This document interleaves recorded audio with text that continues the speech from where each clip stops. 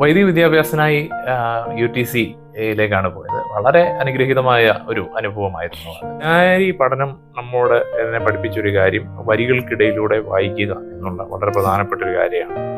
സാധാരണ ഞാനും പ്രാർത്ഥിച്ചുകൊണ്ടിരുന്ന കർത്താവെ, ഒരു സന്ധ്യയാവുമ്പോൾ ഇന്ന് പകൽ അനേകർ ലോകത്തിൽ നിന്ന് മാറ്റപ്പെട്ടല്ലോ, എങ്കിലും എന്നെ നീ സംരക്ഷിച്ചല്ലോ എന്നുള്ള പ്രാർത്ഥന. അപ്പോൾ ഒരു സെമിനാരി പഠന സമയത്താണ് അതിൽ ഇച്ചിരി പ്രശ്നമില്ലേ എന്ന് ചോദിക്കുന്നത്. എനിക്ക് പറഞ്ഞാൽ ഞാൻ പറയാം, ഈ പട്ടക്കാരും പട്ടാളക്കാരും അതിൽ ഒരു ലായയുടെ കുറവേ പട്ടക്കാർക്കുള്ളത് ഞാൻ പറഞ്ഞു. വൈദിക വിദ്യാഭ്യാസത്തിനായി UTC-യിലേക്കാണ് പോയത്. വളരെ അനുഗ്രഹീതമായ ഒരു അനുഭവമായിരുന്നു. ഞാൻ എപ്പോഴും പറയാം, അവിടെ പ്രവേശിച്ച ഞാനല്ല അവിടെ നിന്ന് ഇറങ്ങിയത്.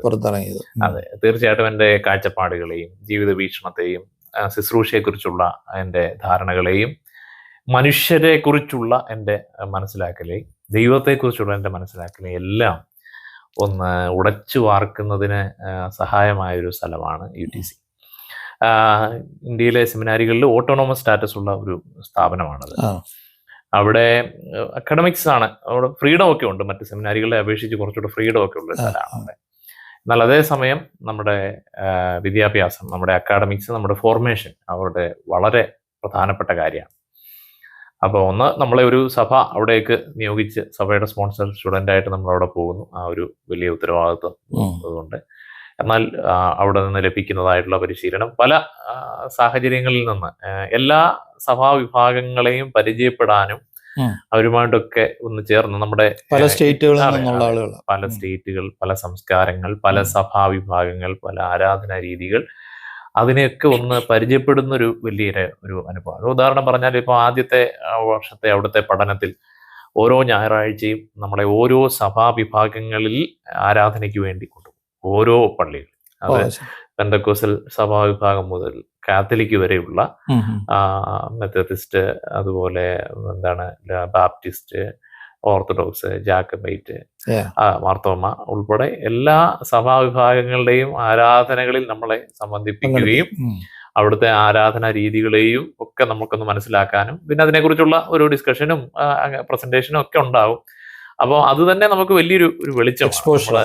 മാർത്തോമ പള്ളിയും അതിന്റെ രീതികളും മാത്രം കണ്ടു പരിചയപ്പെട്ടിരിക്കുന്ന നമുക്ക് അതിന്റെ പുറത്തൂടെ, ഇപ്പൊ ഉദാഹരണം പറഞ്ഞാൽ നമ്മള് ഈ പെന്തക്കോസ്റ്റൽ സഭകളോടൊക്കെ ഇച്ചിരി അകലം പൊതുവിൽ പാലിക്കുന്ന ഒരു അവസ്ഥയിൽ നിന്ന് അവിടെ ചെല്ലുമ്പോൾ നമ്മുടെ കൂടെയും ആ സഭകളിൽ നിന്നുള്ള ആളുകൾ പഠിക്കുന്നു, അവരുടെ ആരാധനകളിൽ നമ്മൾ പോയി സംബന്ധിക്കുന്നു. അതോടെ നമുക്ക് നമ്മുടെ മനസ്സിലുള്ള പല ധാരണകളും മാറുന്നു. അപ്പോൾ അങ്ങനെ ഒരു വലിയ ഓപ്പണിംഗ് ആണ് ആദ്യത്തെ വർഷം തന്നെ അവിടെ ലഭിക്കുന്നത്. പിന്നെ അവിടുത്തെ അധ്യാപകരെ സംബന്ധിച്ച് ഇപ്പോൾ അമേരിക്കയിൽ നിന്നുള്ള ആളുകൾ ഉൾപ്പെടെ, വിദേശികളായിട്ടുള്ള ആളുകൾ ഉൾപ്പെടെയുള്ള ആളുകൾ പഠിപ്പിക്കാനായിട്ടുണ്ടായിരുന്നു. പല സഭാ വിഭാഗത്തിൽ നിന്നുള്ള ആളുകൾ, കാത്തലിക്സ് ആയിട്ടുള്ള ഫാദേഴ്സും സിസ്റ്റേഴ്സും ഉൾപ്പെടെയുള്ളവരെ പഠിപ്പിക്കുന്നുണ്ട്. പിന്നെ അവിടുന്ന് CSI, മെത്തഡിസ്റ്റ്, മാർത്തോമായിൽ നിന്നുള്ള അച്ഛന്മാരുണ്ട്, ജാക്കബൈറ്റിൽ നിന്നുള്ള അച്ഛന്മാരുണ്ടായിരുന്നു. അങ്ങനെ അതൊരു വലിയ ഒരു തുറവിയാണ് നമുക്ക് അവിടെ ലഭിക്കുന്നത്. മറ്റൊന്ന്, UTC-യിൽ നിന്ന് ലഭിക്കുന്ന പ്രാക്ടിക്കൽ എക്സ്പോഷേഴ്സ് വളരെ പ്രധാനമാണ്. നമ്മളെ വർഷത്തിൽ ഒരിക്കൽ ഒരു മാസത്തേക്ക് ഏതെങ്കിലും ഒക്കെ ഒരു സ്ഥലങ്ങളിലേക്ക് നമ്മളെ സ്ഥാപനത്തിലേക്കോ അല്ലെങ്കിൽ സഭകളിലേക്കോ ഒക്കെ നമ്മളെ പരിശീലനത്തിനായിട്ട് വിടും. അങ്ങനെ പഠിക്കുന്നതിനിടയ്ക്ക് ഒരു മാസം അങ്ങനെ പോകണം. 3 year ആണ്, 4 year. അതെ. അപ്പോൾ ആ ഒരു പ്രാക്ടിക്കൽ എക്സ്പോഷേഴ്സ് അത് വളരെ പ്രധാനമായിരുന്നു. എനിക്ക് ആദ്യത്തെ വർഷം ഞങ്ങൾ പോയത് CSI സഭയുടെ കൃഷ്ണ ഗോദാവരി ഡയസിസിലേക്കാണ്, മഹായിടവയിലേക്കാണ്. അത് ആന്ധ്രയിലുള്ള ഒരു CSI ഭദ്രാസനം. അവിടെയുള്ള പള്ളികൾ, റൂറൽ ഏരിയയിൽ അവിടെയൊക്കെ നമ്മൾ പോവുകയും ആളുകളെ കാണുകയും അതൊരു വലിയ വെളിച്ചമായിരുന്നു. രണ്ടാമത്തെ പ്രാവശ്യം CSI സഭയുടെ തന്നെ ചെന്നൈ ഡയസിസിലേക്കായിരുന്നു. അത് കുറച്ചുകൂടി ഒരു അർബൻ ഏരിയ, അതേസമയം സ്ലം, ട്രാൻസ്ജെൻഡേഴ്സിന്റെ ഇടയിലുള്ള മിനിസ്ട്രി, അതൊക്കെ ഉള്ളൊരു സ്ഥലമാണ്. മൂന്നാമത്തെ വർഷം പോയത് തിരുവണ്ണാമലൈ എന്ന് പറഞ്ഞൊരു സ്ഥലത്തേക്കാണ്. അത് ഒത്തിരി ഇൻസൈറ്റുകൾ തന്ന ഒരു സാഹചര്യമായിരുന്നു. അത് ജീവിതത്തിൽ എൻ്റെ ഒരു ഭാഗം തിരുവണ്ണാമലൈ പട്ടണത്തിൽ, അവിടെ ധാരാളം ആശ്രമങ്ങളൊക്കെ ഉള്ള ഒരു സ്ഥലമാണ്. അവിടുത്തെ ആശ്രമങ്ങൾ, അതുമായിട്ട് ബന്ധപ്പെട്ട ഭക്തി പ്രസ്ഥാനങ്ങൾ, അതേ സമയം തന്നെ അതിൻ്റെ മറുവശത്ത് കുറച്ച് ദിവസങ്ങൾ കഴിഞ്ഞപ്പോൾ അവിടെയുള്ള തീരെ പാവപ്പെട്ട സാധാരണ ജാതിയിലൊക്കെ ഏറ്റവും താഴെയായിട്ട് നിൽക്കുന്നതായിട്ടുള്ള ആളുകളുടെ ഇടയിൽ അവരുടെ ജീവിതം മനസ്സിലാക്കാനും അവരനുഭവിക്കുന്ന പ്രയാസങ്ങളൊക്കെ മനസ്സിലാക്കാനുള്ള വലിയൊരു അവസരമായിരുന്നു. 4ാമത്തെ വർഷം നാഗ്പൂര് CNI ഡയസിസിലേക്കാണ് പോയത്. അവിടെയും ഈ ചവറ് കൂനയിൽ ജീവിക്കുന്നതായിട്ടുള്ള മനുഷ്യരെ അവരുടെ ഇടയിലുള്ള പ്രവർത്തനങ്ങളെയൊക്കെ കൊണ്ട്, അപ്പോൾ അത് ആ ഒരു പ്രാക്ടിക്കൽ എക്സ്പോഷർ തന്നെ നമ്മുടെ ചിന്താഗതികളെയും മനുഷ്യ ജീവിതത്തെക്കുറിച്ചുള്ള നമ്മുടെ വീക്ഷണത്തെക്കുറിച്ചും ഒക്കെ വലിയ മാറ്റങ്ങൾ ഉണ്ടാക്കി. അതെ അതെ, തീർച്ചയായിട്ടും. അപ്പോൾ മൊത്തത്തിൽ ഒരു വലിയ മാറ്റം ഉണ്ടായി. അത് വലിയൊരു ഫോർമേഷൻ ആയിരുന്നു എന്ന് തന്നെ വേണേ പറയാം. അതിനുശേഷം 2013 പഠനത്തിന് ശേഷം 2013 2009-13 വർഷമാണ് ഞാൻ പഠനം നിർവഹിക്കുന്നത്. അതിനുശേഷം 2013 ജൂൺ മാസം 15-ാം തീയതി കോട്ടയം ജെറുസലേം മാർത്തോമാ പള്ളിയിൽ വെച്ച് മറ്റ് എന്നോടൊപ്പം 3 പേരോട്, ഞങ്ങൾ 4 പേര് ഒരുമിച്ച് ശമാശന്മാരായി. 2013 ജൂലൈ മാസം 18-ാം തീയതി, ഏതാണ്ട് ഒരു മാസത്തിന് ശേഷം ഞങ്ങള് ആനിക്കാട് സെന്റ് തോമസ് പള്ളിയിൽ വെച്ച് കശീശമാരായി പട്ടം ഏറ്റു. അപ്പോൾ സെമിനാരി പഠനം കഴിഞ്ഞിട്ട് പിന്നെ MTH സെമിനാരി പഠനം കഴിഞ്ഞ് നമുക്ക് ഡയറക്റ്റ് പെട്ടെന്ന് MTH പോകാനും സാധിക്കില്ല. നമുക്കൊരു 2 ടേം ഇടവക ശുശ്രൂഷയ്ക്ക് ശേഷം മാത്രമേ MTH വേണ്ടി അപ്ലൈ ചെയ്യാൻ. അങ്ങനെ എൻ്റെ പട്ടം കൂടയ്ക്ക് ശേഷം ഞാൻ പറഞ്ഞില്ല, ജൂലൈ 2013 ജൂലൈ 18-ാം തീയതിയാണ് വൈദികനായി പട്ടമേൽക്കുന്നത്. 2013 ഓഗസ്റ്റ് 1 മുതൽ ഇടവകയുടെ ശുശ്രൂഷയിലേക്ക് പ്രവേശിച്ചു. അങ്ങനെ 2020-22 വർഷം കോട്ടയത്ത് തന്നെയുള്ള FFRRC federated faculty for research in religion and culture എന്നതാണ്. അതൊരു 3 സെമിനാരികൾ ചേർന്ന് നടത്തുന്നതായിട്ടുള്ള ഒരു ഫെഡറേറ്റഡ് ബോഡിയാണ്. നമ്മുടെ മാർത്തോമാ സെമിനാരി, കോട്ടയം ഓർത്തഡോക്സ് സെമിനാരി, അതുപോലെ കണ്ണമൂല KUTS സെമിനാരി, ഈ 3 സെമിനാരികളോട് ചേർന്ന് നടത്തുന്നത്. അതെ, എക്യുമെനിക്കൽ ബോഡി. അപ്പോൾ അവിടെ പഴയ നിയമത്തിൽ ഞാൻ MTH 2 വർഷം കൊണ്ട് പൂർത്തിയാക്കി. അതിനുശേഷം അത് നമ്മൾ റിക്വസ്റ്റ് ചെയ്യുന്നതനുസരിച്ചാണോ? അതെ, സാധാരണഗതിയിൽ സഭ ഓരോ വർഷവും ഏതൊക്കെ വിഷയങ്ങൾക്ക് പഠിക്കാനുള്ള സാധ്യതയുണ്ട് എന്നുള്ളത് സഭയിൽ പ്രസ്താവിക്കും. അതനുസരിച്ച് നമ്മൾ അപ്ലൈ ചെയ്യുക. ചിലപ്പോൾ മറ്റൊരു വിഷയമായിരിക്കാം ചിലപ്പം നമ്മളോട് പഠിക്കാനായിട്ട് സഭ ആവശ്യപ്പെടുക. പക്ഷേ ഞാൻ പഴയ നിയമം ചോദിക്കുകയും പഴയ നിയമം തന്നെ പഠിക്കാനുള്ള അവസരം ലഭിക്കുകയും ചെയ്തു. അങ്ങനെയാണ് പഴയ നിയമത്തിൽ പഠനം പൂർത്തിയാക്കിയത്. അതിനുശേഷം 2022 മുതൽ 25 വരെ ഡൽഹിയിലുള്ള ധർമ്മജ്യോതി വിദ്യാപീഠ്, നമ്മുടെ സഭയുടെ തന്നെ ഒരു സെമിനാരിയാണ്, അവിടെ അധ്യാപകനായിട്ട് 3 വർഷം പ്രവർത്തിച്ചു. അതിനുശേഷമാണ് ഇവിടേക്ക് വരുന്നത്. അങ്ങനെയാണ് എൻ്റെ ശുശ്രൂഷ കാലം. അപ്പം ഈ ശുശ്രൂഷ കാലത്തെ കുറിച്ച് നമുക്ക് ഡീറ്റെയിൽഡ് ആയിട്ട് അടുത്ത എപ്പിസോഡിൽ നമുക്ക് സംസാരിക്കാം. അപ്പം ഞാനൊരു സെമിനാരി പഠനത്തിന് മുമ്പും ശേഷവും വലിയൊരു വ്യത്യാസം വന്നെന്ന് അച്ഛന് സൂചിപ്പിച്ചല്ലോ. പല തെറ്റിദ്ധാരണകൾ മാറുകയും പുതിയ ഉൾക്കാഴ്ച ലഭിക്കുകയൊക്കെ ചെയ്തിട്ടുണ്ട്. സോ ഇതിനെ ഒന്ന് കൺക്ലൂഡ് ചെയ്യാനായിട്ട് ഞാനൊരു റാപ്പിഡ് ഫയർ റൗണ്ട് പോലെ ഒന്ന് ചെയ്തിട്ടുണ്ട്. അപ്പോൾ അച്ഛനത് ഒരു 1 ലൈനിൽ ആൻസർ ചെയ്യാൻ പറ്റുന്ന രീതിയിൽ ശ്രമിക്കാനാണ്. ഓക്കെ. പ്രാർത്ഥനാ ജീവിതം. പ്രാർത്ഥനാ ജീവിതം സെമിനാരിക്ക് മുമ്പ് നമുക്ക് പ്രാർത്ഥനയുണ്ട്, കുടുംബ പ്രാർത്ഥനയുണ്ട്, വ്യക്തിപരമായ പ്രാർത്ഥനകളുണ്ട്. എന്നാലും സെമിനാരിയിലേക്ക് വരുമ്പോൾ അതിന് കൃത്യമായ ഒരു സമയം, ഡിസിപ്ലിനും കാര്യങ്ങളും ഉണ്ടാവും. കൃത്യമായ സമയങ്ങളിൽ പ്രാർത്ഥനയിലേക്ക് പ്രവേശിക്കുക. അത് സെമിനാരിയിലെ പൊതു പ്രാർത്ഥനകളുണ്ട്, എല്ലാ ദിവസവും പൊതു പ്രാർത്ഥനകൾ രാവിലെയും വൈകിട്ടുമുണ്ട്. നമ്മുടെ വ്യക്തിപരമായ പ്രാർത്ഥനകൾ. അപ്പോൾ ആ ഒരു രീതിയിൽ നമ്മുടെ പ്രാർത്ഥനാ ജീവിതം ചിട്ടപ്പെടും. പിന്നെ ഉള്ളത്, ആ സമയം തൊട്ട് ആളുകൾ പ്രാർത്ഥിക്കാനായി കൂടുതൽ ആവശ്യപ്പെട്ടു തുടങ്ങും. പ്രത്യേകിച്ച് ഒരു സെമിനാരി വിദ്യാർത്ഥി ശുശ്രൂഷയ്ക്ക് വേണ്ടിയൊക്കെ പോകുന്ന ആളുകളുണ്ട്. അപ്പോൾ ആ രീതിയിൽ ആളുകൾക്ക് വേണ്ടി പ്രാർത്ഥിക്കുക എന്ന് പറയുന്ന ഒരു വലിയ ഉത്തരവാദിത്വം ഉണ്ട്. അപ്പൊ അതിനു മുമ്പ് അങ്ങനെ ഒരു സാഹചര്യം ഇല്ല. നമ്മൾ നമ്മുടെ കാര്യങ്ങൾക്ക് വേണ്ടി പ്രാർത്ഥിക്കുന്നു, നമ്മുടെ കുടുംബ പ്രാർത്ഥനയിൽ പ്രാർത്ഥിക്കുന്നു, പള്ളികളിലെ പ്രാർത്ഥനയെ സംബന്ധിക്കുന്നു മാത്രമേ ഉള്ളൂ. എന്നാൽ ഇവിടെ വരുമ്പോൾ നമ്മുടെ പ്രാർത്ഥനയ്ക്കൊരു കോർപ്പറേറ്റ് ഒരു മാനമുണ്ട്, ഒരു വ്യക്തിപരമായ മാനമുണ്ട്. അപ്പോൾ ആ രീതിയിൽ അതിനെ ഒരു മാറ്റം ഉണ്ടായി. ഈ പറഞ്ഞ പോലെ പ്രാർത്ഥനാ വിഷയങ്ങൾ ധാരാളമായി, മറ്റു ആളുകളുടെ ആവശ്യങ്ങൾ അവയ്ക്ക് വേണ്ടിയൊക്കെ ഒരു പ്രാർത്ഥനയുണ്ടായി. അപ്പൊ ആ രീതിയിലൊരു മാറ്റം തീർച്ചയായിട്ടും പ്രാർത്ഥന ജീവിതത്തിലുണ്ടായി. ഒരു കുറച്ചുകൂടെ ഒരു അതെ അതെ അതെ വൈഡർ Yeah.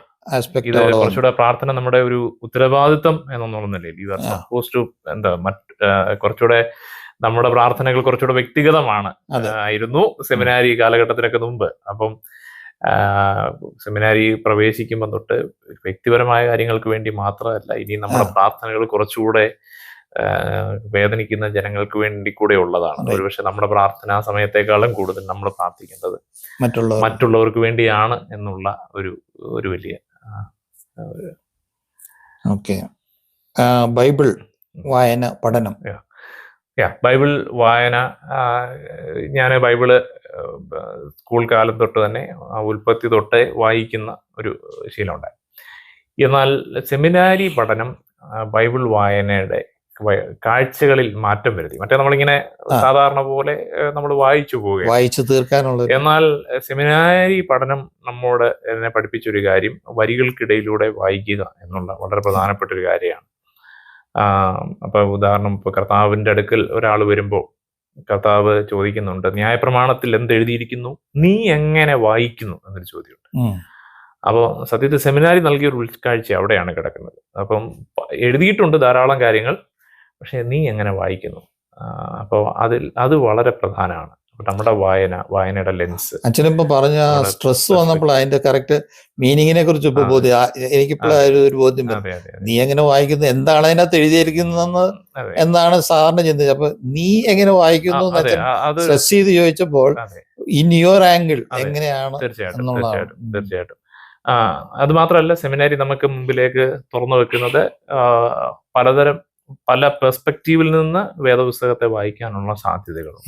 ഉദാഹരണം പറഞ്ഞാൽ സ്ത്രീകളുടെ പെർസ്പെക്റ്റീവിൽ നിന്ന്, ദളിത് സമൂഹങ്ങളുടെ പെർസ്പെക്റ്റീവിൽ നിന്ന് എങ്ങനെ വായിക്കാം, പാവപ്പെട്ട മനുഷ്യരെങ്ങനെ അതിനെ വായിക്കുന്നു. അപ്പം ഇതൊക്കെ വളരെ പ്രധാനമാണ്. അപ്പൊ നമ്മള് ഒരേ ഒരു താളത്തിൽ ഇങ്ങനെ ആ കഥ വായിക്കുന്നത് പോലെ വായിച്ചു പോകുന്നതിനേക്കാൾ ഇത്തരം ചില വായനകൾ നമ്മളെ ചിന്തിപ്പിക്കുകയും, ഇത് മാത്രമല്ല, കേവലം വായന മാത്രമല്ല, ഈ വായന നമ്മൾ വായിക്കുന്നത് ഇപ്പോഴത്തെ ഒരു കോണ്ടെക്സ്റ്റുമായി ബന്ധപ്പെടുന്നില്ലെങ്കിൽ, ഇന്ററാക്ട് ചെയ്യുന്നില്ലെങ്കിൽ ഇത് വെറും പുസ്തകം മാത്രമാണ്. മറ്റേത് പുസ്തകം പോലെ ഉള്ളൊരു കാര്യമാണ്. അതേസമയം നമ്മൾ വായിക്കുകയും വ്യാഖ്യാനിക്കുകയും ചെയ്യുന്നത് കാലത്തിന്റെ വെല്ലുവിളികളെ നമുക്ക് പുതിയ വെളിച്ചത്തിൽ കാണാൻ വേണ്ടിയാണ്. മനസ്സിലായി. ഓരോ ജീവിതത്തിലെ ഓരോ പ്രശ്നങ്ങൾ, അല്ലെ സമൂഹത്തിലെ ഓരോ പ്രശ്നങ്ങളെയും പുതിയ ഒരു ലൈറ്റിൽ കാണാൻ വേണ്ടി വേദപുസ്തക വായനകൾ. അപ്പൊ അത് കുറച്ചുകൂടെ ഗൗരവമായി വേദപുസ്തകത്തെ വായിക്കണം എന്നുള്ള ഒരു ബോധ്യം നമുക്കുണ്ടാകുന്നത് തീർച്ചയായിട്ടും സെമിനാരി പഠനത്തെ കുറിച്ചാണ്. പിന്നെ സെമിനാരി എത്തുമ്പം വേദപുസ്തക വായനയിൽ പ്രകടമായി നമുക്ക് വരുന്നൊരു മാറ്റം, വേദപുസ്തകത്തിന് എഴുതിയിരിക്കുന്ന ഭാഷകൾ നമ്മൾ പഠിക്കണം. അപ്പൊ ആദ്യമേ ഗ്രീക്കും ഹീബ്രുവും ആദ്യ വർഷം തന്നെ നമ്മൾ പ്രിലിമിനറി പഠിച്ചു തുടങ്ങണം. അല്ല, വേദിക്ക് തന്നെ പഠിക്കണം, നിർബന്ധമായും പഠിക്കേണ്ടതാണ്. വൈദിക വിദ്യാഭ്യാസം നടത്തുന്ന ഏത് വൈദിക വിദ്യാർത്ഥിയും പ്രിലിമിനറി നിർബന്ധമായും ഗ്രീക്ക് ഹീബ്രു പഠിക്കണം. രണ്ടാമത്തെ വർഷം തൊട്ട് അവർക്ക് ഇംഗ്ലീഷിലോ അല്ലെങ്കിൽ ഈ വിഷയങ്ങളിലോ ഈ ഭാഷകളിലോ പഠിക്കാനുള്ള ഓപ്ഷനുണ്ട്. എന്നാലും ഞാൻ ഹീബ്രു അഡ്വാൻസ് ചെയ്ത് പഠിച്ചു. അതുകൊണ്ടാണ് എനിക്ക് പഴയ നിയമം പഠിക്കാനായിട്ട് പറ്റിയ ഹീബ്രു ആവശ്യമാണ്. അപ്പോൾ ഈ മൂലഭാഷയിൽ ഈ ടെക്സ്റ്റുകൾ വായിക്കുമ്പോൾ നമുക്ക് ലഭിക്കുന്ന അർത്ഥങ്ങൾക്ക് കുറച്ചുകൂടെ വ്യാപ്തിയും വ്യത്യാസം ഉണ്ടാകും. ഒരു ഭാഷ പഠിക്കുക എന്ന് പറഞ്ഞാൽ ഒരു സംസ്കാരത്തെ അറിയുക എന്ന് പറഞ്ഞാൽ വേൾഡ് വ്യൂവിനെ മനസ്സിലാക്കുക എന്ന് പറഞ്ഞാൽ കേവലം കുറെ ഗ്രാമറോ അല്ലെങ്കിൽ ഭാഷണമോ പഠിക്കുകയല്ല, ഒരു വേൾഡ് വ്യൂവിനെ തന്നെ. അപ്പൊ നമ്മൾ ഹീബ്രു ഭാഷ പഠിക്കുമ്പോൾ ഹീബ്രു വേൾഡ് വ്യൂവിലേക്ക് നമുക്കൊരു ചെറിയ വാതിൽ തുറന്നു കിട്ടുകയാണ്. അന്നത്തെ സംസ്കാരവും കൂടെ തീർച്ചയായിട്ടും. അപ്പം അത് വലിയൊരു വ്യത്യാസം ഉണ്ടാക്കിയിട്ടുണ്ട്. അപ്പം ആ രീതിയിൽ വേദപുസ്തക വായനകൾ തീർച്ചയായിട്ടും ഗൗരവമുള്ളത്, പഠനം, ധ്യാനം, അതിനൊക്കെ ഒരു വലിയ ഒരു മാറ്റം ഉണ്ടായി എന്നുള്ളതാണ്. പിന്നെ ആദ്യത്തെ പ്രാർത്ഥനയുമായിട്ട് ബന്ധപ്പെട്ട് പറയുമ്പോൾ ഒരു കാര്യം കൂടെ ചേർത്ത് പറയാനുള്ളത്, ഈ പ്രാർത്ഥനാ രീതികൾ മാറി. മറ്റേ നമ്മള് ഈ ആവശ്യങ്ങൾ അങ്ങോട്ട് സമർപ്പിക്കുന്ന ഒന്നായി പ്രാർത്ഥന മാറുന്നതിനേക്കാളും എനിക്ക് തന്നെ മാറ്റം വരേണ്ട ചിലയിടങ്ങളിൽ ഞാൻ തന്നെ മാറേണ്ട അത് പ്രാർത്ഥനയിലൂടെ നമ്മുടെ ഒരു രൂപാന്തരം തന്നെ, പ്രാർത്ഥന തന്നെ മാറിയിട്ടുണ്ട്. പ്രാർത്ഥന വാചകങ്ങൾ തന്നെ മാറിയിട്ടുണ്ട്. കേവലം ദൈവത്തെ ഇങ്ങനെ ദൈവത്തെക്കുറിച്ചുള്ള നമ്മുടെ മനസ്സിലാക്കലിനെ കുറിച്ച് പറയുമ്പോൾ അത് കുറച്ചുകൂടെ വ്യക്തമാക്കാമെന്ന് തോന്നുന്നു. ദൈവം നമ്മുടെ എല്ലാ ആവശ്യങ്ങളും ഇങ്ങനെ നമ്മൾ ചോദിക്കുമ്പോൾ ഇങ്ങനെ തന്നുകൊണ്ടേ ഇരിക്കണം എന്നുള്ള കാഴ്ചപ്പാടിൽ നിന്നും ദൈവത്തിന്റെ ഉത്തരങ്ങളെ, പ്രാർത്ഥനയ്ക്ക് എല്ലാ പ്രാർത്ഥനയ്ക്കും ഉത്തരമാണ്. അപ്പൊ ഉത്തരങ്ങളെ കൂടെ മനസ്സിലാക്കാൻ ഒരു പ്രചോദനം ഈ പ്രാർത്ഥനകളുണ്ടായി. മറ്റേ അങ്ങനെയില്ല, നമ്മളിങ്ങനെ പനി മാറണേ, തലവേദന മാറണേ, എനിക്ക് നല്ല വിജയം തരണേ, കുടുംബത്തെ അനുഗ്രഹിക്കണേ എന്നൊക്കെ ഉള്ള പ്രാർത്ഥന. എന്നാൽ നമ്മള് പറച്ചിലാണ് കൂടുതൽ ശ്രദ്ധിക്കാനുള്ള അങ്ങനെയാണ്, അതിനില്ല. അതെ അതെ. അപ്പം ഈ ഓരോ പ്രാർത്ഥനയ്ക്കും ചിലപ്പോൾ ചില നിഷേധങ്ങളാണ്. നമ്മൾ പ്രാർത്ഥിച്ചതൊന്നും നടക്കാനേ പോകുന്നുണ്ട്. അതൊരു ഉത്തരമില്ലായ്മയല്ല, അതൊരു ഉത്തരമാണ്. പക്ഷെ ആ ഉത്തരത്തെ നമ്മൾ എങ്ങനെ മനസ്സിലാക്കുന്നു എന്നുള്ള ഒരു വലിയ കാര്യം. അപ്പം പ്രാർത്ഥനയ്ക്ക് ലഭിക്കുന്ന നോ ആണെന്ന് പറഞ്ഞാലും ആ ഉത്തരത്തെ എങ്ങനെ, ആ നോയ്ക്ക് പിന്നിലും ഒരു ദൈവഹിതമുണ്ട് എന്ന്. പ്രത്യേകിച്ച് കർത്താവിന്റെ പ്രാർത്ഥനയുണ്ടല്ലോ, ഈ പാനപാത്രം എങ്കിലും നീക്കണം, എങ്കിലും എന്റെ ഇഷ്ടമല്ല നിന്റെ ഇഷ്ടം നടക്കട്ടെ എന്ന് പറയുന്നിടത്ത് അവസാനിക്കുന്നു. It's your will. ആ വില്ലിന് വേണ്ടി ഞാൻ എന്നെ വിധേയപ്പെടുത്തി തരുന്നു എന്ന് പറയുന്ന ഒരു പ്രാർത്ഥനയുടെ ഒരു അണ്ടർസ്റ്റാൻഡിങ്. അപ്പം ആ ഒരു കാഴ്ചപ്പാടൊന്നും നമുക്ക് സെമിനാരി വിദ്യാഭ്യാസത്തിന് മുമ്പിലില്ല. അതിന് ശേഷമാണ് നമ്മുടെ പ്രാർത്ഥനാ രീതികൾ, ചില കൊച്ചു കൊച്ചു വാചകഘടനകൾക്കാണെങ്കിൽ പോലും ഇപ്പം മാറ്റമുണ്ട്. ഇപ്പം ഉദാഹരണം പറഞ്ഞാൽ, നമ്മളെല്ലാം സാധാരണ ഞാനും പ്രാർത്ഥിച്ചുകൊണ്ടിരുന്ന കർത്താവെ, ഒരു സന്ധ്യയാവുമ്പോൾ ഇന്ന് പകൽ അനേകർ ലോകത്തിൽ നിന്ന് മാറ്റപ്പെട്ടല്ലോ, എങ്കിലും എന്നെ നീ സംരക്ഷിച്ചല്ലോ എന്നുള്ള പ്രാർത്ഥന. അപ്പോൾ ഒരു സെമിനാരി പഠന സമയത്താണ് അതിൽ ഇച്ചിരി പ്രശ്നമില്ലേ എന്ന് ചോദിക്കുന്നത്. ഇപ്പം എന്നെക്കാളും കുറഞ്ഞവരൊന്നും അല്ല ഇന്ന് മരിച്ചു പോയത്, അവരെക്കാളും വലിയ മെറിറ്റ് ഒന്നും എനിക്ക് പറയാനുമില്ല. അവരെല്ലാം പോയപ്പോഴും ഞാൻ ഇവിടെ നിൽക്കുന്നല്ലോ. അപ്പൊ കുറച്ചുകൂടെ എൻ്റെ ഒരു ഇൻഡിവിജ്വലിസമാണ് അവിടെ വർക്ക് ചെയ്യുന്നത്. അപ്പൊ അതിനകത്തൊരു ഇച്ചിരി പ്രശ്നമുണ്ടെന്ന് തന്നെയാണ് ഉള്ള ബോധ്യമാണ് വരിക. അപ്പൊ അങ്ങനെയൊക്കെയുള്ള കാര്യങ്ങളിലൊക്കെ പോലും കാഴ്ചപ്പാടുകളിലൊക്കെ മാറ്റം ഉണ്ടായിട്ടുണ്ട്. വേദവായനയിൽ ഈ പറഞ്ഞ പോലെ മാറ്റം ഉണ്ടായി. സിസ്റ്റമാറ്റിക് ആയിട്ടുള്ള വേദപുസ്തകം വളരെ ഗൗരവമായിട്ട് എടുക്കപ്പെടേണ്ടത് തന്നെയാണ് എന്നുള്ളതാണ് അന്നും ഇന്നും ആ വലിയൊരു ബോധ്യം. അപ്പൊ ഈ നിയമ പഠനം, MTH പഠനവും അത് കുറച്ചുകൂടെ ആഴത്തിൽ ഉറപ്പിച്ചിട്ടുണ്ട്. Biblical text are very important. അപ്പൊ അതുകൊണ്ട് തന്നെ മറ്റൊരു കുഴപ്പമുള്ളത്, ചിലപ്പോൾ അതിന്റെ ചില ദുർവ്യാഖ്യാനങ്ങളൊക്കെ വരുമ്പോൾ നമ്മളെ വല്ലാതെ വേദനപ്പെടുത്തുകയൊക്കെ ചെയ്യുന്നുണ്ട്. ഇപ്പൊ പ്രത്യേകിച്ച് ഇപ്പോഴാണെങ്കിൽ തന്നെ ഇപ്പൊ നടക്കുന്ന ചില യുദ്ധങ്ങളെയൊക്കെ ന്യായീകരിക്കാൻ വേണ്ടി വേദവാക്യങ്ങളെയൊക്കെ മിസ്കോട്ട് ചെയ്യുന്നുണ്ട്. അപ്പൊ അങ്ങനത്തെ ഒരു സാഹചര്യത്തിലൊക്കെ വളരെ വേദന കാര്യത്തിൽ തോന്നാറുണ്ട്. അതൊരു പക്ഷേ ഈ നമ്മുടെ ഈ വേദപുസ്തക ടെക്സ്റ്റുകളെ അങ്ങനെയല്ല ഇന്റർപ്രറ്റ് ചെയ്യേണ്ടത് എന്നുള്ള നമ്മുടെ ഒരു ബോധ്യത്തിൽ നിന്നാണ്. ഈ പ്രാർത്ഥനയെ കുറിച്ച് തന്നെ വളരെയധികം സംശയങ്ങളുണ്ട് നമുക്ക്. ഇങ്ങനത്തെ, അതായത് വിശ്വാസികളും അവിശ്വാസികളും ഒരുപോലെ ചോദിക്കുന്ന കുറെ കാര്യങ്ങൾ ഉണ്ട്. അത് നമുക്ക് വേറൊരു വിഷയമായിട്ട് എടുത്ത് ചെയ്യണം. കാരണം ഒരു ലേമേനെ സംബന്ധിച്ചോളം അവർ ഒരിക്കലും ഇതിനെ ആ ഒരു എന്ത് ഡെപ്തിൽ ഇത് അപ്പൊ അച്ഛൻ ഇപ്പൊ മനസ്സിലാക്കുന്ന ഒരു ഡെപ്തിലൊന്നും ഞങ്ങൾക്ക് അതിനെ ഉൾക്കൊള്ളാൻ ഒരു പക്ഷെ പറ്റിയെന്നിരിക്കില്ല. ഏത് ലെവലിൽ വരെ അത് ഉൾക്കൊള്ളണം? അങ്ങനെയില്ല. എല്ലാവരും അത് ഉൾക്കൊള്ളേണ്ടതാണ്. നമ്മുടെ പ്രാർത്ഥന എന്തായിരിക്കണമെന്നുള്ളത്. അപ്പം ദൈവം എന്ന് പറയുന്നത്, നമ്മൾ ചിലർ ചോദിക്കാറുണ്ടല്ലോ, ഭയങ്കര പവർഫുള്ളായ ശക്തനായ എല്ലാം അറിയുന്ന ഒരു ദൈവം ഉണ്ടെങ്കിൽ എന്തിനു പ്രാർത്ഥിക്കണം? എല്ലാം ദൈവത്തിന് അറിയത്തില്ലേ? അങ്ങനെ ചോദിക്കുന്ന ആളുകളുണ്ട്. പിന്നെ ചിലപ്പോൾ ചില ആളുകൾ ചോദിക്കും, ദൈവം ഉണ്ടെങ്കിൽ ഇത്രയും അനീതിയും അക്രമമൊക്കെ നടക്കുമോ? അല്ലെങ്കിൽ വളരെ പ്രധാനപ്പെട്ട ചില ഘട്ടങ്ങളുണ്ട്. ചില നല്ലതായിട്ട് പ്രാർത്ഥിക്കുന്ന ആളുകളാണെങ്കിൽ പോലും അവരുടെ ജീവിതത്തിലൊരു അപകടമോ പ്രയാസമോ ഒക്കെ വരുമ്പോൾ ഈ ഒരു ചോദ്യം ഉണ്ടാവും, ഇത്രയും പ്രാർത്ഥിച്ചിട്ട്, അല്ലെങ്കിൽ എന്റെ പ്രിയപ്പെട്ട ആൾ ഇത്രയും പ്രാർത്ഥിച്ചിട്ട് എനിക്കിത് സംഭവിച്ചല്ലോ, വാട്ട് ഈസ് ദ ആൻസർ? അല്ലെങ്കിൽ എൻ്റെ കൊച്ച് ഞാൻ പ്രാർത്ഥിച്ചിട്ട് എന്താ ജയിക്കാത്ത? അപ്പോൾ അങ്ങനെയൊക്കെ വരുമ്പോൾ നമുക്ക് നമ്മുടെ പ്രാർത്ഥനകളെയാണ് ശരിക്കും ഒന്ന് റീഡിഫൈൻ ചെയ്യേണ്ടത്. നമ്മൾ എന്തിനു പ്രാർത്ഥിക്കുന്നു, why we are related to God എന്നുള്ളതാണ്. എന്തിനു നമ്മൾ ദൈവവുമായിട്ട്, എന്തിനു നമുക്ക് ദൈവം? അത് നമ്മളൊക്കെ എല്ലാ സംരക്ഷണവും നൽകി നമ്മുടെ ആഗ്രഹമൊക്കെ സാധിപ്പിച്ച് നമ്മളെ ഇങ്ങനെ പ്രൊവൈഡർ, ഓൺലി പ്രൊവൈഡർ. അതെ, അങ്ങനെ അതിനുവേണ്ടിയാണോ ദൈവം? ഇനി ദൈവം ഒരു പ്രാർത്ഥനയ്ക്ക് ഉത്തരം തരുന്നില്ലെങ്കിൽ നമ്മുടെ സ്ഥിതി എന്താവും? ഞാൻ എപ്പോഴും പറയുന്നത് ഈ ഹബക്കൂക്കിന്റെ പുസ്തകം അവസാനിക്കുന്ന ഭാഗങ്ങളാണ്. അതിപ്പോ അവിടെ പറയുന്നുണ്ട്, അതിവർഷം തളർക്കയില്ല, മുന്തിരിവള്ളി ഫലം തരത്തില്ല, ആലയിൽ കന്നുകാലികൾ ഉണ്ടാകില്ല, മുഴുവൻ നെഗറ്റീവാണ്. ഒരു ബാക്കി എല്ലാ പ്രോസ്പെരിറ്റിയുമായിട്ട് ചേർത്താണല്ലോ നമ്മൾ ദൈവത്തെ മനസ്സിലാക്കുന്നത്. അവിടെ നേരെ ഓപ്പോസിറ്റാ പറയുന്നത്. പക്ഷെ എൻ്റെ അവസാനം പറയുന്നത് എങ്കിലും ഞാൻ യഹോവയിൽ ആശ്രയിക്കുന്നുള്ളതാണ്. എനിക്ക് ദൈവത്തെ വിടാൻ പറ്റില്ല. കാരണം ഞാൻ ദൈവത്തിന്റെ സൃഷ്ടിയും ദൈവം എന്റെ സൃഷ്ടാവുമാണ്. ആ ഒരു ബന്ധത്തിന്റെ വലിയ ബോധ്യം അവിടെയുണ്ട്. അതെ അതെ. അപ്പം അവിടെ നമ്മുടെ പ്രാർത്ഥനയൊക്കെ നമുക്ക് ഒത്തിരി റീഡിഫൈൻ ചെയ്യേണ്ടി വരും. അതൊരു പുരോഹിതന് മാത്രമല്ല, ഏറ്റവും താഴെ തട്ടിലുള്ള വിശ്വാസിയും അതിനു വേണ്ടി എക്വിപ്ഡ് ആകണം. അതാണ് സ്പിരിച്വാലിറ്റി എന്ന് പറയുന്നത്. നമ്മുടെ ആത്മീയതയെക്കുറിച്ചുള്ള കാഴ്ചപ്പാട് നമുക്ക് ഒരു കംഫർട്ടബിൾ ലൈഫിന് വേണ്ടിയുള്ള ഒരു മറയോ അതിനുള്ള ഒരു അവസരവുമല്ല ആത്മീയത എന്നുള്ളതാണ് എൻ്റെ ഒരു ഞാൻ ഉൾപ്പെടെയുള്ള. എന്നാൽ ആവശ്യം ദൈവം അറിയുന്നില്ലേ, തീർച്ചയായിട്ടും ഉണ്ട്. ആവശ്യം പറയണ്ടേ, തീർച്ചയായിട്ടും പറയും. അതൊക്കെ പറയുമ്പോൾ നമുക്ക് തന്നെ ഉണ്ടാകുന്ന മാറ്റങ്ങളുണ്ടല്ലോ.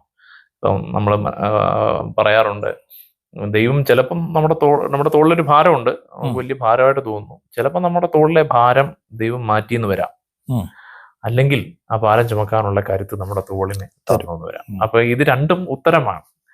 അപ്പൊ ഇത് മാറ്റണമെന്ന് തന്നെയാണ് നമ്മൾ പ്രാർത്ഥിച്ചുകൊണ്ടിരിക്കുന്നത്. പക്ഷെ ഇതിന് ലഭിക്കുന്ന കരുത്തിനെ കുറിച്ച് നമ്മൾ അത്ര ബോധ്യമാണ്. ചില ഭാരങ്ങൾ നമ്മൾ ചുമന്നേ മതിയാവും, പക്ഷെ അതിന് നമുക്ക് ബലം തരുന്ന ഒരു തമ്പുരാൻ. അപ്പൊ അത് ഭാരം മാറിയാലും ഇല്ലേലും ഗോഡ്. അപ്പം ആ റിലേഷൻ കീപ്പ് ചെയ്യുക. അപ്പൊ ആ ഒരു രീതിയിലൊക്കെ നമ്മുടെ പ്രാർത്ഥനകളെ കുറിച്ചുള്ള ആ രീതിയിൽ അത് മനസ്സിലാക്കാതെ വരുമ്പോഴാണ് ഈ പരിഭവം വരുന്നത്. അന്നേരം പരിഭവം ഉണ്ടാവും. അതെ അതെ. പിന്നെ പരിഭവിക്കുന്നത് ഒരു കണക്കിന് ഞാൻ പറയും, ഇപ്പൊ ഈ പ്രാർത്ഥന അതിനെ കുറിച്ച് പറഞ്ഞല്ലോ, പ്രാർത്ഥന കേവലം അങ്ങോട്ട് ആവശ്യങ്ങൾ പറയുന്നത് മാത്രമേ. ഇപ്പം ഞാൻ എൻ്റെ അപ്പനോടും അമ്മയോടും ഇടയ്ക്ക് വഴക്കൊക്കെ ഉണ്ടാക്കാറുണ്ട്, കലഹിക്കാറുണ്ട്, ഇടയ്ക്ക് തർക്കിക്കാറുണ്ട്. അപ്പൊ ഞാൻ പറയും എൻ്റെ പേഴ്സണലായിട്ടുള്ള കാര്യം, ദൈവത്തോടും അതുപോലെ ചോദ്യങ്ങൾ ചോദിക്കാനും തർക്കിക്കാനും, ഒരു അപ്പന് മക്കളോടുള്ള ബന്ധം പോലെ മക്കൾക്ക് ഇത് എന്തുകൊണ്ടാണ് ദൈവം ഇങ്ങനെ എന്നൊക്കെയുള്ള തർക്കിക്കാനും ചോദിക്കാനും ഒക്കെ ഉള്ള അവസരങ്ങളുണ്ടെന്നാണ് ഞാൻ വിശ്വസിക്കുന്നത്. പക്ഷെ അതിലൂടെ നമ്മളൊരു ഉത്തരത്തിലേക്ക് എത്തിച്ചേരും എന്നുള്ളതാണ്. പക്ഷെ ആ ഒരു പ്രോസസ്സിലൂടെ ഒക്കെ നമുക്ക് ആ ഒരു ഫ്രീഡം ദൈവത്തോടുണ്ടാകുക എന്നുള്ളതൊക്കെ വളരെ പ്രധാനമാണ്. വിശ്വാസത്തിന്റെ ഒരു ഡെഫിനിഷൻ, വിശ്വാസത്തിന്റെ ഡെഫിനിഷൻ അത് ഇത്തിരി ഒറ്റ വാക്കിൽ പറയാനാകുമോ എന്നെനിക്ക് അറിയില്ല. എന്തായാലും എൻ്റെ ഉള്ളിലുള്ള ആഴമായ ബോധ്യമാണ് വിശ്വാസം എന്നുള്ളതാണ്. നമ്മുടെ ഉള്ളിലുള്ള deep conviction within ourselves എന്നുള്ളതാണ്. ഇപ്പോൾ ഉദാഹരണം പറഞ്ഞാൽ, ഡാൻ ബ്രൗൺ ഒരു പുസ്തകം എഴുതിയാലും യേശുക്രിസ്തു വിവാഹിതനാണെന്നും കുഞ്ഞുങ്ങളുണ്ടെന്നും പറഞ്ഞാലും എന്നെ മുറിപ്പെടുത്താത്തത് എനിക്ക് ബോധ്യമുള്ളത് കൊണ്ടാണ്. അതൊരു വികാരമല്ല. വിശ്വാസം കേവലം വികാരം, ഇമോഷണൽ ആണോ അതോ ഗ്രൗണ്ടഡ് ആണോ? അതെ, ഇമോഷൻ എന്ന് പറഞ്ഞെടുത്ത് വരുമ്പോഴാണ് നമുക്കിതെല്ലാം വിശ്വാസമാണ് വ്രണപ്പെടുന്നത്. വിശ്വാസം വ്രണപ്പെടുന്നത് അതൊരു ഇമോഷൻ ആയിരിക്കുമ്പോഴാണ്. പക്ഷേ വിശ്വാസം അതല്ല, വിശ്വാസം ആഴത്തിലുള്ള ബോധ്യമാണ്. അപ്പൊ അവിടെ വ്രണപ്പെടലില്ല. അത് കുറച്ചുകൂടെ ഒരു ഓപ്പൺനെസ്സിന്റെ അനുഭവമാണ്. ഈ കടല് പോലെയാണ്. കടലിന്റെ മുകൾ തട്ടിൽ മുകൾ മാത്രമേ കാണുന്നുള്ളൂ. മുകൾ കണ്ടിട്ട് നമ്മൾ കടലാണെന്ന് പറയുമ്പോൾ അവിടെ എപ്പോഴും തിരകൾ ഉണ്ടാവും. ആഴത്തിലേക്ക് ചെല്ലുമ്പോൾ അത് കുറച്ചുകൂടെ ഡീപ്പുമാണ്, ശാന്തമാണ്. വിശ്വാസം അത്ര ആഴത്തിൽ വരുമ്പോൾ അത് തീവ്രവും ആ ഒരു ബോധ്യമാണ്. ആ ബോധ്യത്തിലേക്ക് ഞാൻ വന്നിട്ടുണ്ടോ എന്ന് ചോദിച്ചാൽ ഞാൻ അതിലേക്ക് വരുന്നതേ ഉള്ളൂ എന്നുള്ളതാണ്. പൂർണ്ണമായും പൗലോസ് പറഞ്ഞതുപോലെ ഞാനത് പിടിച്ചിട്ടുണ്ടോ എന്ന് ചോദിച്ചാൽ പൂർണ്ണമായിട്ട് ഞാനത് പിടിച്ചിട്ടില്ല. ഞാൻ അതിനുവേണ്ടി ഓടുന്നു, ആ ബോധ്യത്തിന് വേണ്ടി. എന്നാൽ ആ ബോധ്യം അത് കേവലം ഒരു വികാരത്തിന്റെ തലത്തിൽ നിന്ന് എന്തായാലും ആഴത്തിലേക്ക് പോകണം എന്ന് തന്നെയാണ് നമ്മുടെ ഒരു കാഴ്ചപ്പാട്. അപ്പോൾ നമ്മുടെ ഉള്ളിലുള്ള ആഴത്തിലുള്ള ബോധ്യം എന്നാണ് ഞാൻ വിശ്വാസത്തെ നിർവചിക്കുന്നത്. ഈ ഇടയ്ക്ക് എവിടെ കേട്ടതുപോലെ ഒരു മരം 2 ഡയറക്ഷനിൽ ഒരേ സമയത്ത് വളരുന്നുണ്ട്. ഒന്ന് മുകളിലേക്കും ഒന്ന് താഴേക്കും. താഴേക്ക് വളരെ ഡേർട്ടിന്റെ അനുഭവമാണ്, അവിടെ വളരെ പ്രയാസമുള്ള അനുഭവമാണ്. അത് പുറത്താരും കാണുന്നില്ല, ആളുകൾ കാണുന്നത് മുകളിലേക്കുള്ളത് മാത്രമേ ഉള്ളൂ. എന്നാൽ താഴത്തേക്ക് നല്ല വളർച്ചയില്ലെങ്കിൽ ഈ മരം എളുപ്പം പെടന്ന് വീഴുകയും ചെയ്യും. അതിന്റെ ക്വാളിറ്റി നിശ്ചയിക്കുന്നത് താഴോട്ടുള്ള വളർച്ച. പ്രശ്നങ്ങൾ കൈകാര്യം ചെയ്യാനുള്ള പ്രാപ്തി, ബിഫോർ ആൻഡ് ആഫ്റ്റർ. തീർച്ചയായിട്ടും സെമിനാരി നമ്മളെ ശീലിപ്പിക്കുന്ന കുറേയധികം കാര്യങ്ങളുണ്ട്.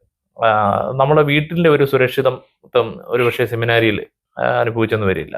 വീട്ടിൽ ഒരു പണിയും ചെയ്യിക്കാതെ ഓമനിച്ച് വളർത്തുന്ന ഒരു കുട്ടിയാണേലും സെമിനാരി ചെല്ലുമ്പോൾ അവിടെ നമ്മൾ പണിയെടുക്കേണ്ടി വരും, അവിടെ നമ്മൾ അധ്വാനിക്കേണ്ടി വരും. അവിടെ നമുക്ക് ചിലപ്പോൾ ഇപ്പം ഞാനൊക്കെ പഠിച്ചത് എനിക്ക് ഒരു റൂമൊക്കെ കിട്ടിയായിരുന്നു. UTCയിലെ ഒരു സാഹചര്യം ഒന്നും അങ്ങനെ ആയിരുന്നു. എന്നാൽ ഞാൻ പഠിപ്പിച്ച സെമിനാറിലൊന്നും അതിനുള്ള സാഹചര്യം. അപ്പോൾ നമുക്ക് റൂമൊക്കെ ഷെയർ ചെയ്യേണ്ടി വരും. പരിമിതികളുണ്ട്. നമ്മുടെ ഫുഡൊക്കെ സെമിനാരി മെസ്സ് പ്രത്യേക രീതിയിലാണ് ഫങ്ഷൻ ചെയ്യുന്നത്. ഒരു മാസത്തേക്ക് ഒരു ഇത്ര തുക ഒരു മാനേജ്മെന്റ് ടീമിനെ ഏൽപ്പിക്കും. ആ ഒരു തുകയ്ക്കുള്ളിൽ അവര് സ്റ്റുഡൻസ് തന്നെ ചെയ്യണം. അവർ തന്നെ സാധനങ്ങൾ വാങ്ങണം, അവർ തന്നെ അതെല്ലാം വിളമ്പി കൊടുക്കുന്നവരുടെ ചുമതല എല്ലാവർക്ക്. അപ്പോൾ ഇങ്ങനെ ഓരോ സാഹചര്യങ്ങളിലേക്ക് നമ്മളെ കൊണ്ടെത്തിക്കും. ഒരുപക്ഷെ നമ്മുടെ വീട്ടിൽ കുറച്ചുകൂടെ ഇൻസുലേറ്റഡ് ആയിട്ട് ജീവിക്കുന്ന നമ്മളെ കുറച്ചുകൂടെ റഫായിട്ടുള്ള സാഹചര്യങ്ങളിലൊക്കെ കൊണ്ടെത്തിക്കും.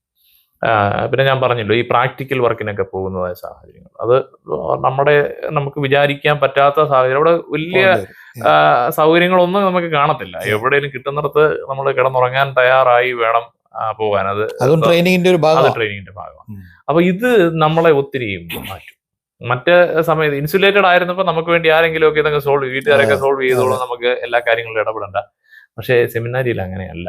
നമുക്ക് എല്ലാ കാര്യങ്ങളിലും ഇടപെടേണ്ടി വരും. അവിടെ ഒരുപാട് കമ്മിറ്റികളും കാര്യങ്ങളും എല്ലാം കാണും. എന്ന് വെച്ചാൽ അവിടുത്തെ സെമിനാരിയിലെ ഗാർഡനിങ് തൊട്ട് എല്ലാ കാര്യങ്ങളിലും നമ്മൾ ഇൻവോൾവ് ആകണം. അത് നമ്മളെ ഓരോ പ്രശ്നങ്ങൾ എങ്ങനെ സോൾവ് ചെയ്യാമെന്നതിന് ഒരു ശീലം കൂടെയാണ്. പിന്നെ ഈ പറഞ്ഞ പോലെ സെമിനാരിൽ ഒരു ക്ലാസ്സിൽ 15 പേരുണ്ടാവും. അപ്പം എല്ലാവർക്കും എന്തെങ്കിലും ഒരു ചുമതല കാണും. അപ്പോൾ തീർച്ചയായിട്ടും ഒരാളൊരു ചുമതല ഇരിക്കും, ബാക്കിയുള്ളവർക്ക് ചോദ്യങ്ങൾ ഉണ്ടാവും, ബാക്കിയുള്ളവർക്ക് പരാതികൾ ഉണ്ടാവും.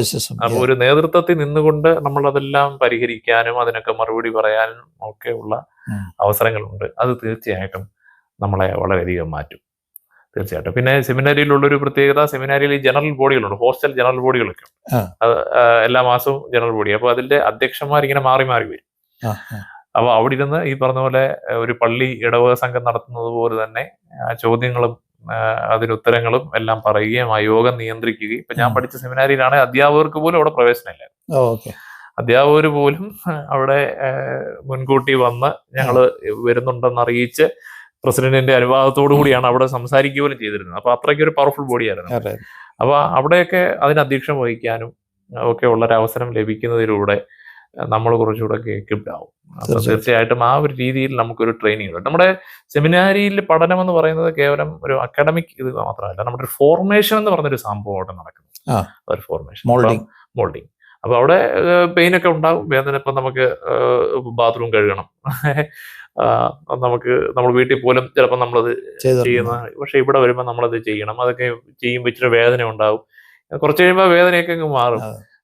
അപ്പോൾ അങ്ങനെയൊക്കെ നമ്മളെ ഒത്തിരി ഫോം ചെയ്യും. അത് നമ്മളെ ജീവിതത്തിൽ ഏത് സാഹചര്യത്തിൽ ജീവിക്കാനും കാരണം ഈ പഠനം കഴിഞ്ഞിട്ട് നമ്മളെ ചിലപ്പോൾ ഒരു റൂറൽ സ്ഥലത്തേക്കായിരിക്കും നമ്മുടെ പോസ്റ്റിംഗ്. അവിടെ യാതൊരു സാഹചര്യവും അവിടെ ഉണ്ടായി. അപ്പം അവിടെ പോയി നമുക്ക് പരാതി പറയാൻ എന്തില്ല എന്നൊക്കെ പരാതി പറയാനുള്ള സാഹചര്യം ഒന്നുമില്ല. അവിടുത്തെ ലിമിറ്റഡ് ആയിട്ടുള്ള സാഹചര്യങ്ങളിൽ ജീവിക്കുക. അപ്പം ചുരുക്കി പറഞ്ഞാൽ ഞാൻ പറയാം, ഈ പട്ടക്കാരും പട്ടാളക്കാരും അതിൽ ഒരു ലായുടെ കുറവേ പട്ടക്കാർക്കുള്ളെന്ന് ഞാൻ പറയും. അപ്പൊ അത്രയും ഒരു വിഗറസ് ആയിട്ടല്ലെങ്കിലും ഏകദേശം അതുപോലൊക്കെ ഒരു ചെറിയ ട്രെയിനിങ് കഴിഞ്ഞിട്ടാണ് സെമിനാരിയിൽ നിന്ന് ഒരാൾ പുറത്തേക്ക് വരുന്നത്. ദൈവത്തിലേക്കുള്ള ദൂരം കൂടി കുറഞ്ഞു. ദൈവത്തിലേക്കുള്ള ദൂരം അതും ഈ പറഞ്ഞ പോലെ നമുക്ക് പറയാൻ ഒരിച്ചിരി കോംപ്ലിക്കേറ്റഡ് ആയിട്ടുള്ള ഒരു കാര്യമാണ്. ദൈവത്തിലേക്കുള്ള ദൂരം ഞാൻ പറയും, എൻ്റെ ഒരു ടേംസിൽ പറഞ്ഞാൽ മറ്റുള്ള ഒരാളിലേക്കുള്ള നമ്മുടെ ദൂരം അനുസരിച്ചാണ്. മറ്റു മനുഷ്യരിൽ നിന്നുള്ള നമ്മുടെ ദൂരം എത്രയാണ്, അതനുസരിച്ച് മാത്രമേ ദൈവവുമായിട്ടുള്ള നമ്മുടെ ദൂരം അളക്കാൻ പറ്റൂ. ഇപ്പൊ ഞാൻ ഈ ലോകത്തിലുള്ള സകല മനുഷ്യരോടും, പ്രത്യേകിച്ച് കഷ്ടപ്പെടുന്ന മനുഷ്യരോട്, അവരോട് എങ്ങനെ എൻ്റെ നില എങ്ങനെയാണ്, ഞാൻ ഡിറ്റാച്ച്ഡ് ആയിട്ട് നിൽക്കുന്നു, അതനുസരിച്ചാണ് എൻ്റെ ദൂരം. ഞാൻ അവരോട് എത്രയോ അടുക്കുന്നു, അത്രത്തോളം ഞാൻ ദൈവത്തോട് അടുക്കുന്നു എന്നുള്ളതാണ്. എത്രത്തോളം മനുഷ്യരോട് അടുക്കുന്നു അത്രത്തോളം ദൈവത്തോട് അടുക്കുന്നു. മനുഷ്യ ഹൃദയങ്ങളോട് എത്രത്തോളം അടുക്കുന്നു അത്രത്തോളം ദൈവത്തോട് അടുക്കുന്നു. അപ്പോൾ അതിലേക്കും ഞാൻ അറ്റൈൻ ചെയ്തു എന്ന് എനിക്ക് അവകാശപ്പെടാൻ ഇന്നും പറ്റുന്നില്ല. ഞാൻ ഇന്നും ശ്രമിച്ചുകൊണ്ടിരിക്കുകയാണ് എന്ന് മാത്രമേ എനിക്ക് പോകുന്നതിന് മുമ്പും കഴിഞ്ഞിട്ടും അന്നൊരു ബോധ്യമില്ല നമുക്ക്. അന്ന് ഇത്തരം ബോധ്യങ്ങളൊന്നും സെമിനാരി വിദ്യാഭ്യാസത്തിന് പോകുമ്പോഴില്ല. ഞാൻ സത്യം പറഞ്ഞാൽ ഞാൻ സെമിനാരിലേക്ക് പോകുമ്പോൾ എനിക്ക് യാതൊരു ഒരു തരത്തിലുള്ള ബോധ്യം, ഞാനൊരു empty slate എന്ന് പറയാവുന്ന ഒരു അവസ്ഥയിൽ തന്നെയാണ് ഞാൻ സെമിനാരിയിലേക്ക് പോയത്. എനിക്ക് ആദ്യത്തെ നിമിഷം തൊട്ട് 2009 ഞാൻ പറഞ്ഞല്ലോ ജനുവരി 1 പ്രാക്ടിക്കലിന് വേണ്ടി പോകുന്ന ആ സമയം തൊട്ടുള്ള കാര്യങ്ങളെല്ലാം എനിക്ക് പാഠങ്ങളാണ്.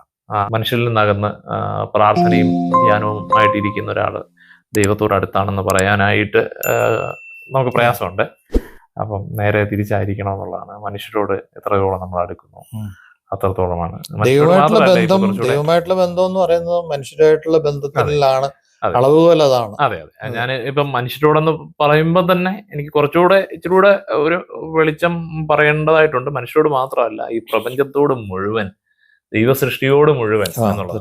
കാരണം ഈ മനുഷ്യന്റെ മേന്മ അത് ഇപ്പോഴത്തെ ഒരു ചർച്ചാ വിഷയമാണ്. മനുഷ്യനാണോ ഇതിന്റെ ടോപ്പിലുള്ളത് സൃഷ്ടിയുടെ, അതോ മനുഷ്യൻ കേവലം link in the world web of creation മാത്രമാണോ ഹ്യൂമൻ ബീയിങ്സ് എന്നുള്ളതാണ്. ഞാൻ കഴിഞ്ഞിടയിലും പറയുകയുണ്ടായി, ഈ കോവിഡിന് മുമ്പ് വരെയൊക്കെ മനുഷ്യൻ വലിയ പ്രമാണിയായിട്ട് അത് മനുഷ്യനെ കുറച്ചുകൂടെ സൃഷ്ടിയെല്ലാം എക്സ്പ്ലോയിറ്റ് ചെയ്യാനുള്ള ഒരു അവസരമായിട്ടൊക്കെ കണ്ട് മനുഷ്യനിങ്ങനെ ജീവിക്കുന്ന കാലത്താണ് ഒരു വൈറസ് വന്ന് മനുഷ്യനെ എല്ലാം വീടിനുള്ളിലേക്ക് മാറ്റിയത്. അപ്പം അത്ര ശ്രേഷ്ഠനൊന്നുമല്ല, വൈറസ് വിചാരിച്ചാൽ പോലും വീട്ടിലിരിക്കാനും മാത്രമൊക്കെ ഉള്ള ആളേ ഉള്ളൂ മനുഷ്യൻ. അപ്പം ഈ വലിയ സൃഷ്ടിയുടെ കണ്ണിയിൽ ഒരു ചങ്ങല മാത്രമേ ഉള്ളൂ. എന്നാൽ കൂടുതൽ റെസ്പോൺസിബിലിറ്റി മനുഷ്യനുണ്ട് എന്നുള്ളതാണ്. അതാണ് നമ്മൾ വേദപുസ്തക ക്രിയേഷൻ സ്റ്റോറീസ് വായിക്കുന്നത്. To till it and keep it. അവിടെ വേല ചെയ്യുവാനും അതിനെ കാപ്പാനും വേണ്ടി മനുഷ്യനെ നിയോഗിച്ചു. അപ്പൊ സകല സൃഷ്ടിയോടും മനുഷ്യൻ ഉള്ളത് ഒരു ഉത്തരവാദിത്തമാണ്. ആ സൃഷ്ടിയുടെ കണ്ണി മാത്രമാണ്. അപ്പം സൃഷ്ടിയോട് അടുക്കുക മനുഷ്യൻ സ്വാഭാവികമായിട്ടും സകല സൃഷ്ടിയോട്, all creation is very important. അപ്പം അതിനോടുള്ള ബന്ധത്തിൽ മാത്രമേ, ഇപ്പൊ യേശു പോലും ജീവിച്ചത് അങ്ങനെയാണല്ലോ. ഇപ്പൊ അവൻ മനുഷ്യരുടെ ഇടയിലേക്ക് വന്നു എന്നാണ് നമ്മൾ കൂടുതലായിട്ട് പറയുന്നത്. പക്ഷെ അവൻ മനുഷ്യരുടെ ഇടയിലേക്ക് മാത്രമല്ല, അവൻ ഭൂമിയിലേക്ക് വന്നു എന്നുള്ളതാണ് വളരെ പ്രധാനം. അപ്പം അതുകൊണ്ടാണ് ഈ വയൽ പൂക്കളെയും കൊച്ചു പൂക്കളെയും കടുകുമണിയും ഒക്കെ ശ്രദ്ധിക്കാനും മാത്രം അവരുടെ കൂടെ പ്രിയപ്പെട്ടവനായിരുന്നു കർത്താവ്. കാറ്റിനെയും കടലിനെയും ഒക്കെ ശാസിക്കുമ്പോൾ അവരുടെ കൂടെ പ്രിയപ്പെട്ടവനായിരുന്നു. അപ്പം യേശു ക്രിസ്തു എന്ന് കർത്താവിന്റെ മരണസമയത്ത് പ്രകൃതിയുടെ പോലും ഒരു മാറ്റം നമ്മൾ കാണുന്നുണ്ട്. അപ്പൊ അവൻ കേവലം മനുഷ്യർക്ക് വേണ്ടി മാത്രമല്ല, ഈ ഭൂമിക്ക് വേണ്ടി മുഴുവനായിട്ട് വേണ്ടി വന്നാണ്. ഉണ്ടായിരിക്കാം റോമാലേഖനത്തിൽ നമ്മൾ വായിക്കുന്നത് സർവ്വ സൃഷ്ടിയും ഒരുപോലെ ഞെരങ്ങി ഈറ്റുന്നവോടിരിക്കുന്നു എന്നുള്ളത്. ദൈവപുത്രന്റെ വെളിപ്പാടിനായിട്ട് സകല സൃഷ്ടി, the whole creation is groaning എന്നുള്ളതാണ് പറയുന്നത്. അപ്പോൾ അത് ആ ഒരു ബന്ധത്തിലേക്ക് മനുഷ്യൻ വരുമ്പോഴാണ് ദൈവത്തോടും കൂടുതൽ അടുക്കുന്നത് എന്നുള്ളതാണ് മനസ്സിലാക്കുന്നത്. ജീവിത ലക്ഷ്യം ബിഫോർ ആൻഡ് ആഫ്റ്റർ. ജീവിത ലക്ഷ്യം കർത്താവിനെ സേവിക്കുക എന്നുള്ളതാണ്. കർത്താവിനെ, ദൈവത്തെയും ദൈവജനത്തെയും ശുശ്രൂഷിക്കുക. അതിനുവേണ്ടി വിളിക്കപ്പെട്ട് തിരഞ്ഞെടുക്കപ്പെട്ട ഒരാളെന്ന നിലയിൽ ദൈവം എന്നെക്കുറിച്ച് എന്താ ആഗ്രഹിക്കുന്നു അത് പൂർത്തീകരിച്ച് ഈ ലോകത്തിൽ നിന്ന് കടന്നു പോവുക.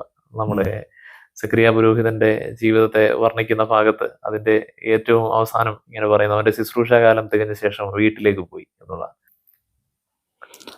സെമിനാരി ജീവിതം കൊണ്ട് വന്ന ഏറ്റവും വലിയ മാറ്റം ഒന്ന്, മനുഷ്യന്റെ പ്രശ്നങ്ങളോടുള്ള എൻ്റെ സമീപനം ഭയങ്കരമായിട്ട് മാറി. മനുഷ്യ ജീവിതാവസ്ഥകളെ കുറിച്ചുള്ള കാഴ്ചപ്പാട് മാറി. ഞാൻ വല്ലപ്പള്ളിയുടെ പ്രദേശങ്ങളൊക്കെ മാത്രം കണ്ട് ജീവിച്ച ഒരാളാണ്. എൻ്റെ പേരൻസ് ബോംബെയിലായതുകൊണ്ട് ഇടയ്ക്ക് അവിടെ സന്ദർശിച്ചിട്ടുണ്ടെന്ന് മാത്രമേ ഉള്ളൂ. എന്നാൽ മനുഷ്യ ജീവിതത്തിൻ്റെ ചില പച്ചയായ യാഥാർത്ഥ്യങ്ങൾ, പ്രത്യേകിച്ച് ഇന്ത്യയിലെ ചില സാമൂഹിക സാഹചര്യങ്ങൾ, അതിൽ ജാതി എന്ന് പറയുന്നത് വളരെ പ്രധാനപ്പെട്ട ഒരു കാര്യം, ലിംഗവിവേചനം, അതൊന്നും ഒരു പ്രശ്നമായിട്ട് എന്നെ സംബന്ധിച്ചിടത്തോളം ഞാൻ സെമിനാരിൽ പോകുന്നതിന് മുമ്പ് എനിക്ക് അനുഭവപ്പെട്ടിട്ടില്ല. ഇന്ത്യയിലൊരു ജാതി പ്രശ്നമുണ്ട്, ജാതിയൊക്കെ ഉണ്ടെന്ന് നമുക്കറിയാം. എന്നാലും അത് എത്രത്തോളം അത് ഡീപ്പ് റൂട്ടഡ് ആണെന്ന് നമുക്കറിയില്ല. ജെൻഡർ ഇഷ്യൂസ് എത്രത്തോളം ഡീപ്പാണെന്ന് എനിക്കറിയില്ലായിരുന്നു. പക്ഷെ അതൊക്കെ സെമിനാരിയിൽ ചെല്ലുകയും അവിടുത്തെ ക്ലാസ്സുകൾ കേൾക്കുകയും ഈ പറഞ്ഞ പോലെ പല സ്ഥലങ്ങളിൽ ചെന്ന് ആളുകൾ ജീവിക്കുന്നതും ഇത്തരത്തിലുള്ള പ്രയാസങ്ങൾ അനുഭവിക്കുന്നത് നേരിട്ട് കാണുകയും ചെയ്തപ്പോഴാണ് എനിക്കിതിൻ്റെ ഒരു യാഥാർത്ഥ്യം മനസ്സിലായത്. അപ്പോൾ അത് നമ്മുടെ ലോക വീക്ഷണത്തിലൊക്കെ മാറ്റം വരുത്തി. ഇപ്പോൾ രാഷ്ട്രീയ കാഴ്ചപ്പാടുകളിലും മാറ്റം ഉണ്ടായി. അപ്പോൾ പല രാഷ്ട്രീയ നേതാക്കളും പറയുന്നതല്ല അതിൻ്റെ സത്യമെന്ന് നമുക്ക് ബോധ്യം തരുന്നത് വന്നത് അങ്ങനെയാണ്. ഈ പറയുന്നതല്ല, ഇതിന്റെ പിന്നിൽ സഫർ ചെയ്യുന്ന കമ്മ്യൂണിറ്റീസ് ഒരുപാടുണ്ട്. അവര് മായ്ക്കപ്പെട്ടു പോകുന്നു എന്നുള്ളത് അതൊരു വലിയ മാറ്റം തന്നെയായിരുന്നു, വലിയൊരു കാഴ്ചപ്പാട് തന്നെയായിരുന്നു. മറ്റൊന്നേ പറഞ്ഞല്ലേ, സൗത്ത് ഇന്ത്യയിൽ, നോർത്ത് ഇന്ത്യയിലും പലയിടങ്ങളിൽ സഞ്ചരിക്കേണ്ടതായിട്ട് വന്നിട്ടുണ്ട്. അപ്പം അന്നേരമാണ് ശരിക്കും ഈ ഗ്രാമങ്ങളെയും ഗ്രാമങ്ങളുടെ ഉള്ളുകളെയും നമ്മൾ കാണുന്നത്. അത് വലിയ തുറവിയാണ്. അപ്പോൾ നമ്മുടെ ആദ്യത്തെ ഒരു പേഴ്സണൽ സ്റ്റോറിയേക്കാളും വലിയ സ്റ്റോറികളാണ് ഇപ്പോൾ നമുക്ക് ഇതിനകത്തൂടെ നമുക്ക് ഡിറൈവ് ചെയ്യാൻ പറ്റിയത്. So happy. അപ്പം അച്ഛൻ്റെ ചെറുപ്പകാലം മുതൽ സെമിനാരി പഠനം എല്ലാം നമ്മൾ കവർ ചെയ്തു. ഇനിയിപ്പം അടുത്ത നമ്മുടെ എപ്പിസോഡിൽ ഇടവക വികാരി എന്ന നിലയിൽ വിവിധ ഇടവകൾ തുടർച്ച ഒടാട്ടുപാറ മുതൽ അമേരിക്ക വരെ ഉള്ള ആ കാര്യങ്ങളൊക്കെ നമുക്കൊന്ന് സംസാരിക്കാം. അപ്പം അതിനായിട്ട് അടുത്ത എപ്പിസോഡിലേക്ക് നമുക്ക് അതിനെ കാണാം. അച്ഛൻ്റെ വിലപ്പെട്ട സമയം ഞങ്ങളോടൊപ്പം പങ്കുവച്ചതിന് നന്ദി. ഈ സംഭാഷണം പ്രേക്ഷകർക്ക് പ്രയോജനപ്രദമാകുമെന്ന് വിശ്വസിക്കുന്നു. ആദ്യത്തെ എൻ്റെ ഒരു സംരംഭമാണ്. അപ്പം ഗ്രേസ് വോയിസ് സ്റ്റുഡിയോയുടെ എല്ലാ പ്രേക്ഷകർക്കും ഞങ്ങളെ നന്ദി അറിയിക്കുന്നു. ഇനിയും രണ്ടാമത്തെ എപ്പിസോഡിനുമായി വീണ്ടും കാണാം.